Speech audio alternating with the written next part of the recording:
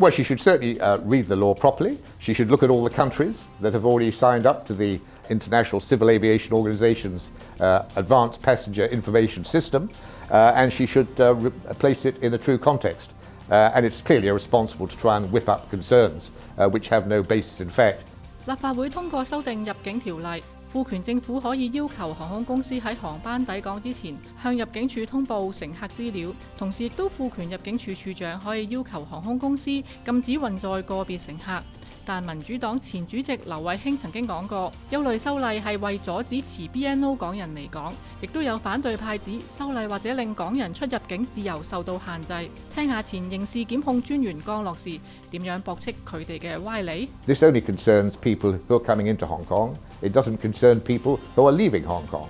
Over 90 countries have now adopted what is known as the International Civil Aviation Organization's travel control, which is known as the Advanced Passenger Information System. And that is designed to ensure that destination countries know in advance the people who plan to come there so that they can exclude them at an early stage before they fly. And that applies not only to passengers but also to crew as well.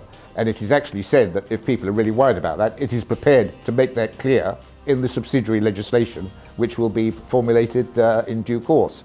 But strictly speaking, it's not necessary because the Hong Kong Basic Law, Article 31, makes it absolutely clear that Hong Kong permanent residents have the right to travel. And indeed, that's also reflected in Article 8 of the Hong Kong Bill of Rights Ordinance. So the guarantees are already there and in place, and it's actually superfluous to put them into the legislation.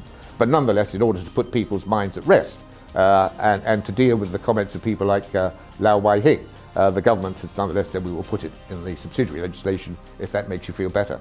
江樂士又批評反修例嘅人忽視咗假難民問題嘅影響。We have a huge problem of asylum seekers in Hong Kong. Over 13,000 are currently here. The government is receiving anywhere between 1,000 and 1,200 new claims a year. And indeed, the Security Bureau has recently revealed that the cost of handling all the cases, the legal cases which are arising from the presence of so many asylum seekers and associated costs is running at about $1 billion Hong Kong dollars a year, which taxpayers are having to fund. And it's also turning out that most of these claimants have bogus claims, and 99% of the claims are found to be unmeritorious.